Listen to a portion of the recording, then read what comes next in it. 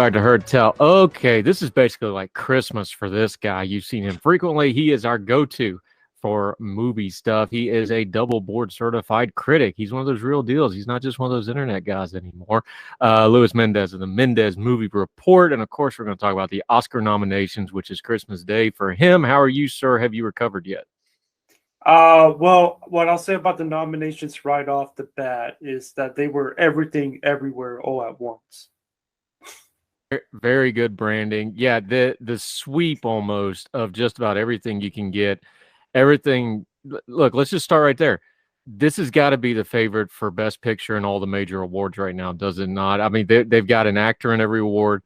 Obviously, the technical way they made this film was pretty creative. This has got to be the favorite, yeah. Yeah, which as someone who's rooting for the movie personally makes me nervous because favorites do not have the best record in the preferential ballot era that we've been in for the last decade. It's got the most nominations. I want to say 11 nominations. It got into some places I really didn't think it was going to get into. It got into, I want to say, I think costume design. It got into score, but the one that really surprised me was that it got into song. I did not think that song was going to be in play, so I was very surprised to see it get in there. And then Stephanie Sue, who was on the margins because everybody thought that was going to be just about Jamie Lee Curtis, who, by the way, first-time Oscar nominee, which is crazy to me that it's her first time ever. First time ever for Jamie Lee Curtis, and as good as her performance is, I thought Stephanie Sue was a lot better. So I'm very happy to see that she got in. And this movie has gone from being the underdog, where people were laughing at people like me who were saying that it could get in back in the spring, to now it's got a target on its back because it is the movie to beat. It has hit literally everything a would-be Best Picture winner needs to hit. It's got the most nominations. It makes me a little nervous for its chances because of that, but it is undoubtedly our front runner as we head into the actual ceremonies. Yeah, Luis Mendez, our movie guy. Let's start with Best Picture because that's always the top line item here. This and the actor stuff. We're going to get into some of the technical ones though, because I think there's some really interesting things, especially screenplay kind of surprised me a little bit. But Best Pictures, that's the big number, right? You got all these right on your predictions except for one, and I'm kind of upset that it's the one because it blew up my favorite trope when we talked to you about how Hollywood loves to have movies about Hollywood. The one you missed on, Babylon, was not included in here. Can't be a total shock. I wouldn't call it a snub. There was some disgruntled opinion about this film, but it did kill one of my favorite tropes every year for the Oscars, that Hollywood likes movies about Hollywood. Yeah, well, to be fair, you could almost make an argument that Fabelmans kind of fits that bill since it is about sort of Steven Spielberg's personal filmmaking journey. But yeah, I mean, it's not surprising to me. It was honestly kind of a swing for me to try to predict that it would get in because that movie was so divisive. And I had it at number 10 for a reason because it really was on the bubble. The movie that did get in, Women Talking, was also on the bubble, but ultimately it was able to get in, which even though I personally like Babylon more than Women Talking, I am very happy that Women Talking still got in because it was my number 11 of the year. And it avoided what I think would have been an embarrassing stat for the Academy of no Best Picture nominees directed by women. Now, they still ended up having no women director nominees, but they were still able to avoid that stat, and I'm happy for that film. But Babylon was definitely a movie that was on the edge. I'm not surprised it didn't get in. Yeah, Luis Mendez joining us. I always try to pick out, the Oscars always get this reputation of, well, they'll take a movie that nobody's actually seen. I don't think any of these are too out of the world, but there's a couple that folks probably aren't as familiar with. The surprise here is probably Triangle of Sadness. That's a movie that was very divisive amongst critics. And then Tar, which was getting a lot of talk for Best Actress. We'll talk about that in a minute. Folks are probably surprised that it got a Best Picture, though. And Elvis got a Best Picture. Now, of course, Austin Butler is, in there for Best Actor, but that's another one because Baz can be really diverse on people either loving or hating him. Those are probably the three surprises on that list. Well, I could tell you, I actually think two of those should not be considered surprises, Elvis and Tar, because everything that I was seeing and hearing told me they were going to get in. The screenings for Elvis have been nuts, like sold out Academy screenings. People want to see this movie. I People loved are, it. And I'm oh, not a Baz Luhrmann guy, but I thought it was you couldn't go in. We talked about it when we covered the movie. You couldn't go in thinking biopic. You go in thinking superhero musical, and that's what you yeah. get. I thought it was a great movie, though, and I'm not the biggest Baz fan, but I thought it was really good. I mean, it's kind of divisive among cinephiles, but it was in my top 25. I've seen the movie twice now. I think if you're going to do a biopic, the typical cradle to grave biopic, do something new with it. And Bass definitely did something new with it. Tar is sort of like the female version of There Will Be Blood, where you're not following a good person. You're basically it's kind of a character study. And Kate Blanchett delivers a performance that is arguably the female version of Daniel Day-Lewis doing in There Will Be Blood. So that was a huge critical darling. It's one of my favorite movies of the year. I got spoiled this year. A lot of my favorites got recognition this year, whereas last year not so much. But and then Triangle Sadness is a surprise, even though it was constantly a bubble film. That was the Cannes Film Festival winner. I personally am it's my personal least favorite of the nominees, but that is a movie that was a big hit with a lot of people. It's a satire. It's got that sort of eat the rich stuff that some people eat up. And I'm not surprised that it got in, but I'm not. Well, I should say I'm surprised it got in, but I'm not shocked because it was always a bubble film. It was always right there. Yeah, Luis Mendez joining us. Let's talk directing. Is Spielberg doing a movie about himself becoming a director going to help or hurt him here, do you think?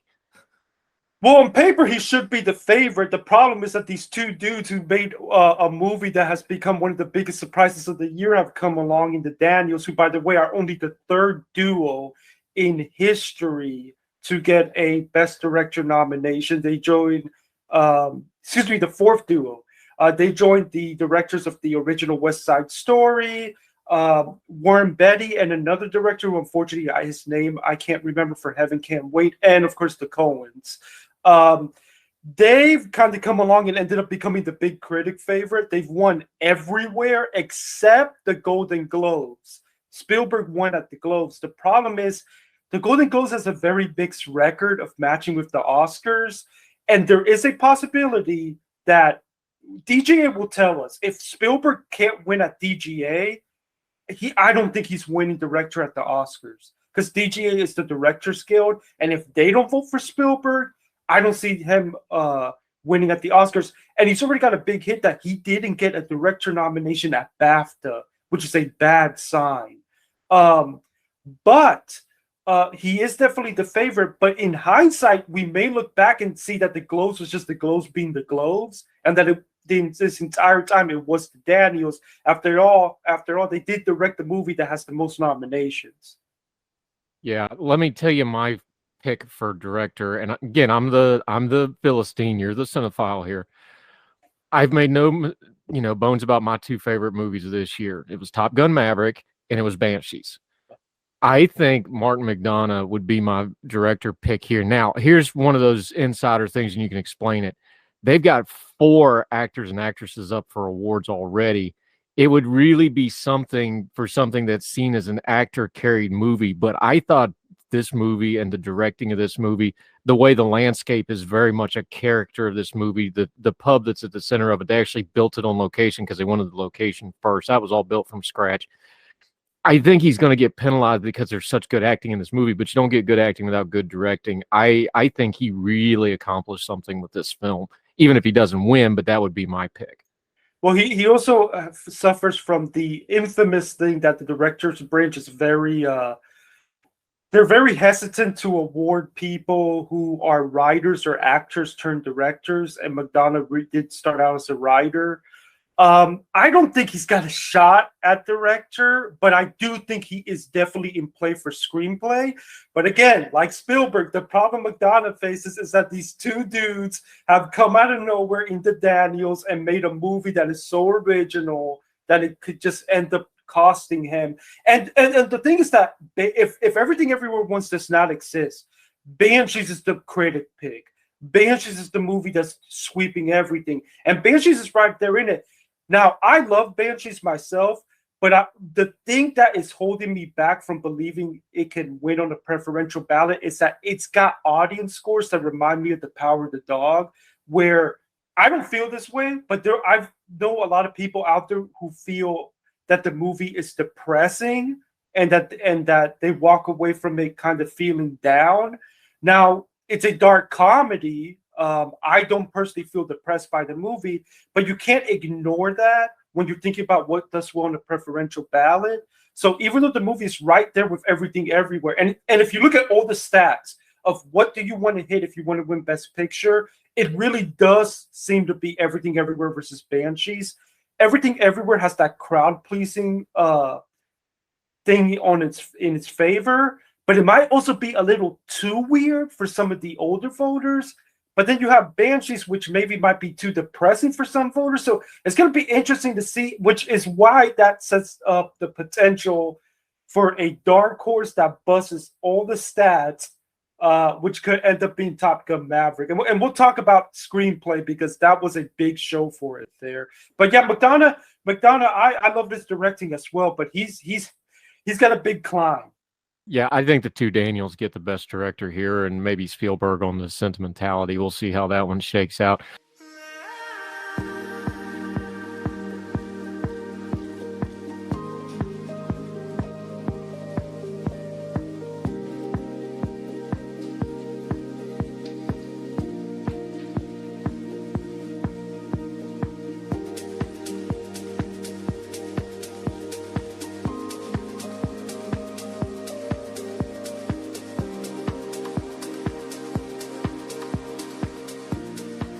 Luis Mendez joining us. Okay, Best Actor. This is where the surprises start rolling in. Big day for Ireland here. I'd never heard of Aftersun until this morning. I'm not even going to lie about it. I had to go Google this thing, and there it is. Paul Mescal. Who is this guy, and how did he get into Brendan Fraser's category here? Well, Aftersun is a small A24 movie. It's sort of this big darling among the super niche cinephiles. A lot of people have been saying that it's their favorite movie of the year. Well, I shouldn't say a lot of people. Well, a lot of people in that niche group say it's their favorite movie of the year. Personally, I like the movie, but I did not love it. I actually think it's arguably the most overrated film of the year, which would get me torches in certain places if I said that out loud. But Paul Mescal is a young up-and-comer. He's Irish actor. Lots of praises for his performance in the movie, and this could end up being the breakout role for him where we start to see him show up in future Oscars. But it is a very small movie. Don't feel bad about not hearing about it. I barely knew about it until the end of the year when they sent me a screener. Yeah, Luis Mendez joining us. The real story in this category, though, is Brendan Fraser going wire to wire with this? I'm starting to have doubts because this movie didn't get into picture, and that is a big red flag because traditionally actor tends to match with Best Picture nominee. He's in it though. He's in it, but he's going up against Colin Farrell, who is the lead actor in a movie that is currently a top 2 contender to win Best Picture. And then there's a young guy by the name of Austin Butler that has had arguably the breakout role of the year playing Elvis, and they love people playing historical figures, and he has an incredible performance that reminds me a lot of sort of Rami Malek in Bohemian Rhapsody. And if this movie showed up elsewhere big time, I think that it could end up being Austin Butler. But if Brendan Fraser is going to pull this off and become the first, I think it will be the first time since 2010 that it would be a non-Best Picture nominee winning Best Actor. He's really going to have to show up and get a big win at SAG. what helps Fraser at the moment, and it feels like he's kind of climbing, is that he gave this incredible speech at the Critics' Choice Awards, and that speeches matter because it gets those narratives going and voters start getting behind you. So that helps him, that he's got an incredible narrative. But it's going to be tough for him because there are two contenders right there with him who have Best Picture nominees. Luis Mendez joining us. Here we go again for Best Actor Supporting Role. Banshees gets 2 in there, which was surprising. And then the other one, here's another surprise. One of the few misses you had on yours. We're going to link to your Ordinary Time so everybody can see how you did. You really did well here, by the way, my friend. Brian Tyree Henry in Causeway. Here you go again. I had to go Google it. I'd never even heard of this picture, and here he is in a supporting role Best Actor nomination nod. Yeah, one of my favorite, usually I don't mind getting stuff wrong, but if I'm going to get stuff wrong, I want it to be something I'm happy for. And I am so happy for Brian Tyree Henry because he was in my personal 5 for the critics groups that I voted in. He's a part of Causeway where he delivers a really great performance as it's a very muted one, which is why it's interesting that he got in, because usually they're like showy performances. Causeway is available on Apple TV Plus. It came out sort of towards the end of the season. I think it's one of the more underrated films of the year. It ended up coming pretty close to making my top 25. It's an interesting character drama about a veteran dealing with PTSD and having to overcome that. And Brian Tyree Henry does one of the best performances of the year, if you ask me. So I'm very happy for him to get in. He was in my personal 5. I'm surprised but not shocked he got in because I did have him as a bubble guy right there. But yeah, he's definitely a big surprise because a lot of people thought it was going to be Eddie Redmayne for The Good Nurse, but it looks like he ended up just coming up short. But when it comes to supporting actor, the big story is Ke Huy Quan from Everything Everywhere, who literally has broken the record for critic sweeps of victories of any category ever. This dude cannot lose. He is winning supporting actor at some of the most snobbiest, highbrow critics organizations that you will know. This dude is just dominating, and I'm so happy for him because this guy is basically told that he can't be involved in acting anymore because he's Asian. So he ends up just doing a lot of behind the scenes stuff. 30 plus years later, decides to get back into acting after he saw Michelle Yeoh in Crazy Rich Asians. Comes back, and the first movie that he does with Michelle Yeoh there is going to probably lead to him actually winning a freaking Oscar. It's one of the most insane stories of the season. So, I mean, he is easily probably the biggest lock out of all the acting contenders. There's a great video online. I'll try to find it and link to it in the show notes. But Brendan Fraser and him sitting at one of these roundtable pre-Oscar things, and they cracked the joke. It's like, well, we should have been nominated together for Encino Man all those years ago. Of course, he's short round from Indiana Jones for people my age. That's what he was known. And then he just disappeared. He got kind of labeled that child actor thing and the Asian thing and didn't act. It's such a cool story. I'm kind of hoping he wins. Let's move on to the ladies. Luis Mendez joining us. We're talking Oscar nominations. Best Actress. Here's you another one. You keep talking about this over and over again. You say it's a toss-up between the top 2, Cate Blanchett and Michelle Yeoh. Usually when it's a toss-up between the top 2, there's that potential for somebody else to sneak in and snag one. Is one of the favorites going to do it, or is that going to happen here? I think it's going to be one of the favorites because the issue is that, first of all, statistically, the biggest upset that we got to this morning is Andrew Riceborough getting in to Leslie, who literally last second had a grassroots campaign. This woman has not shown up anywhere. A lot of people forgot this movie even existed. I had to Google it. There's another one. And she literally got in last second through a word of mouth campaign. As I guarantee she was probably the 5th person who barely snuck in there. Now, there is going to be some controversy as to why 2 incredible Black actress performances from Viola Davis and Daniel Deadwyler didn't get in. And meanwhile, actors kind of pushed this white actress in a movie nobody saw in. I think there's going to be a little bit of backlash to that, which is probably going to help Angela Bassett over in supporting actress.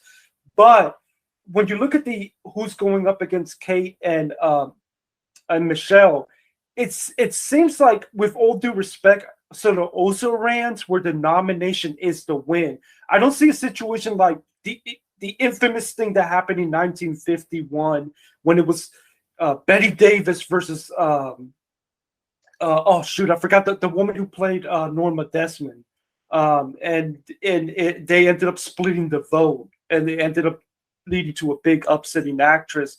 I think this really does come down to Kate Blanchett and Michelle Yeoh. I think it's Kate Blanchett to lose at the moment, but Michelle Yeoh is right there nipping at her heels. And if Everything Everywhere ends up having a big night, I can see her coming along for the ride. Now let me see you go off like a bomb.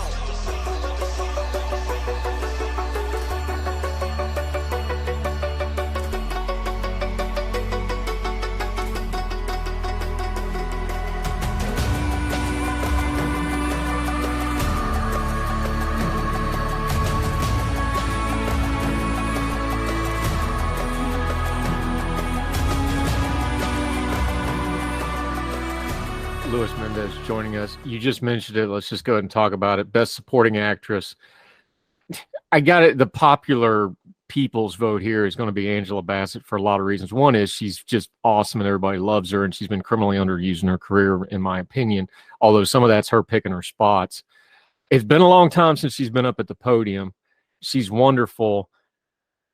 You know, there's all the stuff with Black Panther, Wakanda Forever. There's all that emotion behind it. That's all going to get channeled towards Angela Bassett in addition to her performance.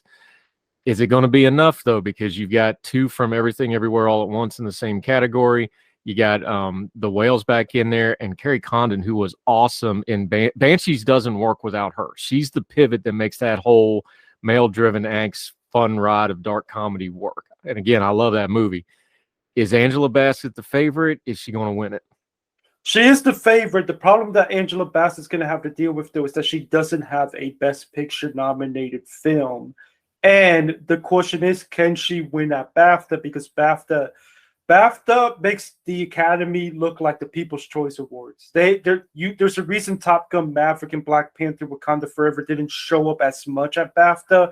But the fact that she still showed up at BAFTA could end up being a good sign. Also, she's got the narrative. This woman, this is only her second Oscar nomination, and the last was like almost 30 years ago or something like that for the Tina Turner film. And I think that what's in her favor is the narrative, and the fact that now we've saw two major contending Black actresses missing lead actress. I think you're going to see this imperative of, we got to award Angela Bassett so we can get a woman of color Oscar. And she, by the way, is the first ever MCU acting nominee ever. And it would be very interesting to see if the MCU, at a time that the industry doesn't have the greatest relationship with it, still manages to pull off a supporting actress Oscar win. But because I do think she's favored at SAG, and then if she wins at BAFTA, I don't see anybody beating her.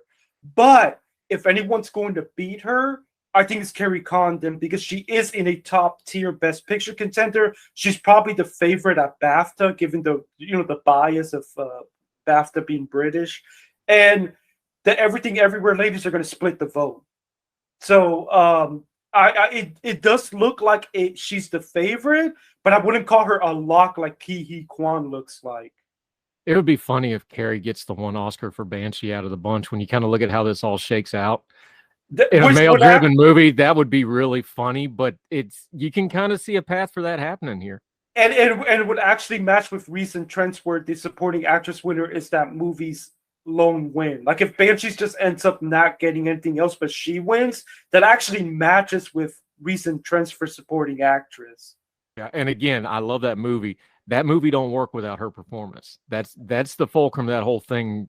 She's the touchstone that keeps it from going off kilter. So it's not that it's not deserved. It's just going to be a little unexpected. Let's talk Luis Mendez joining us, Mendez Movie Report, talking the Oscars. Let's talk technical stuff. I rarely get upset by these nominations. I rarely pay attention to them. I'd rather just let you tell me and I repeat what you say and then I look smart, right? Apparently, I don't understand what the term cinematography means, because if Top Gun Maverick does not forget a nomination.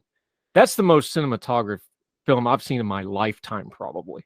Like, do I not understand and I know they got a visual effects, whatever. What? Wait, didn't even get a nomination for it? Like, do I not understand what that word means? This is outrageous to me. And I know it's the Oscars and it's silly and they got their technical stuff, but I think cinematography, I mean, that's like top cinematography I've seen in my entire life. How did that not get a nomination? Yeah, actually, statistically, next to Andrew Riceborough sneaking into actress, this is the biggest shock of the morning, because Top Gun Maverick cinematography has been sweeping the critics organization. Both critics groups that I voted for, both of them voted. I want to say one of them voted for Top Gun Maverick for cinematography. The other, it was the runner-up to the Batman, which also was snubbed for cinematography, which is crazy to me as well.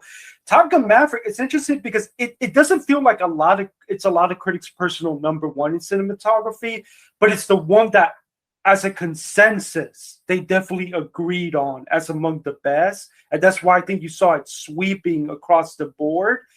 This was supposed to be the favorite to get the Oscar for cinematography, and it didn't even get in. Now, that makes me think that All Quiet on the Western Front is going to sneak in and get the cinematography award instead. But considering that Top Gun is the favorite in sound, I believe that it's now the favorite in editing, even over Everything Everywhere. It's ridiculous to me that it didn't get into cinematography. It is next. If it wasn't for Andrew Riceborough, this would be the biggest surprise of the morning to a lot of us who try to predict this thing. So I'm not off base and being like, what in the world? Here's the other thing is, and I've seen a couple people already write about this. The Academy is a little self-aware and they are still snobby. Is this the payback for giving them the Best Picture nomination? I don't think so, because again, this is cinematography that was showing up everywhere, including the guilds. What I think is a possibility that happened is that, because cinematography was a really stacked race this year, but I think what may have happened is that everybody, it's this thing that you got to be careful for these favorites. Everybody assumes it's going to get in, so they try to vote in other things they're passionate about, and that's how you end up with surprises like this. Luis Mendez, our critic. Okay, I'm going to be a Philistine again. Some of this is going to be unfair criticism. I'll admit it, because I'm not the insider that you are, so you explain it to me, though.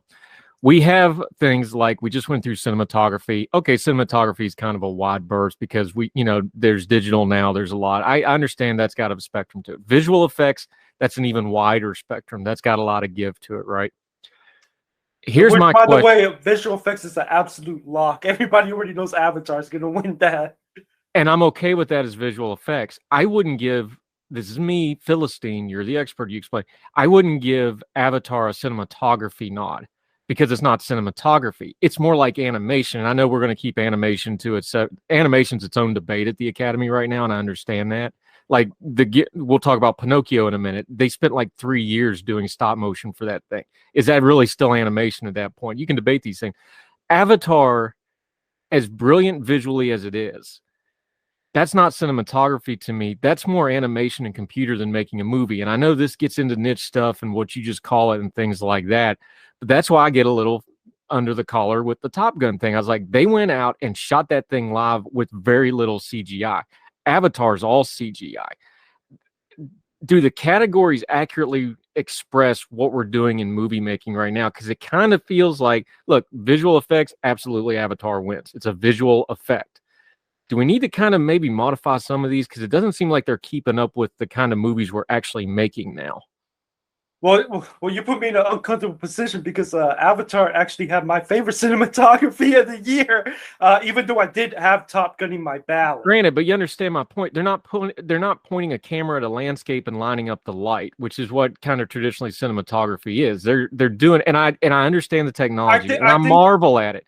But you see where I'm coming from with it, and maybe I'm just a knuckle dragging Philistine here, but that's a whole different discipline than the movie making we've seen for the last 100 years. Well, I think what you're saying, which I think is a valid argument to make regarding the fact that it's all basically digital and not necessarily all digital, but in terms of like, you know, it's motion capture and stuff like that. But I think what helps Avatar is that they literally did go down in the water and film stuff underwater with the motion capture stuff, which is with some new technology. I think the narrative behind that helps that movie a lot, which I would expect from James Cameron, because James Cameron is, you know, I believe he actually is a full-blown like marine biologist or something like that. So I think that's what helps it, in the same way that having the cameras on the plane helped Top Gun Maverick. But again, look, I do think Avatar deserves a spot in the cinematography, but this snub of Top Gun Mavericks does upset me as well, because I do think it was one of the best cinematography of the year. And by the way, the Batman isn't in here either, which I also thought had some of the best cinematography of the year. So it's a bit frustrating, but I think now it's going to be another military movies award to lose. I think All Quiet on the Western Front has now emerged as the favorite in cinematography.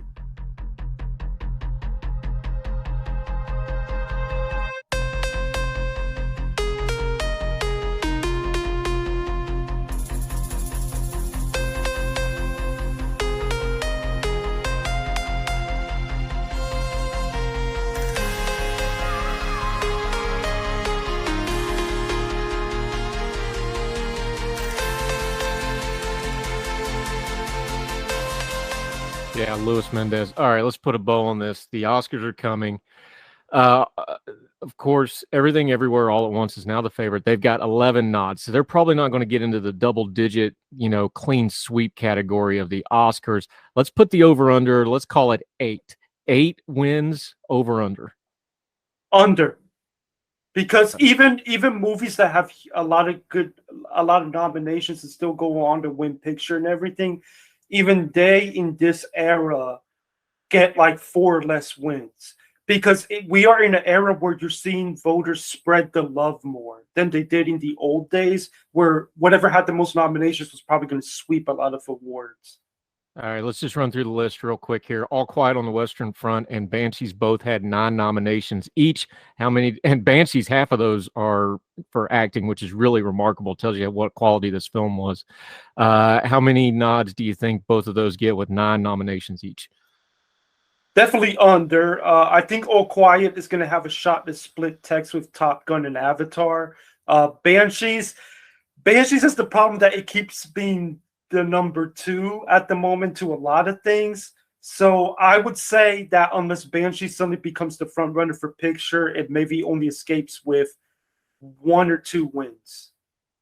Elvis has 8 nominations. Obviously, Austin Butler is the one everybody's going to really be paying attention to. It's also up for a lot of design type of technical awards. How many do you think, and does Butler sneak in with a Best Actor?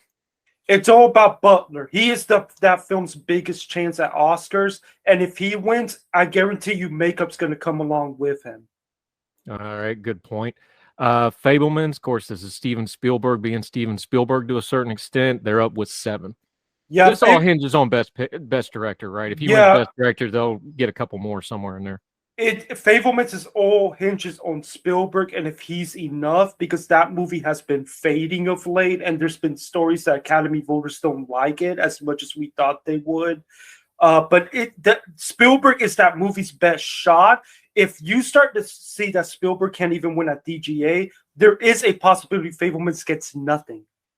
Wow, really? Okay, Tar and Top Gun Maverick both got 6. Tar's kind of that same situation, as go Cate Blanchett, is probably how the movie goes. Yes, it's all about Cate. It's also a dark horse for director, I should say, since we brought that up. Well, yeah, but I mean, he's not going to win director as much as I like Todd Field's directing in that movie. But Cate is basically Daniel Day-Lewis in There Will Be Blood. It's basically all about her and if she can win. In terms of Top Gun, for Top Gun, it's all about how many texts can it win, and does it have an outside shot at winning that adapted screenplay? Because adapted screenplay tends to go to a Best Picture nominee. Yeah, and that's probably why those got coupled together. Black Panther, here we go again. Angela Bassett. Look, I love Angela Bassett. She's been a favorite for years and years and years. I'm great if she gets another Oscar. I would love to see it. If that happens, they'll probably pick up some more. Yeah.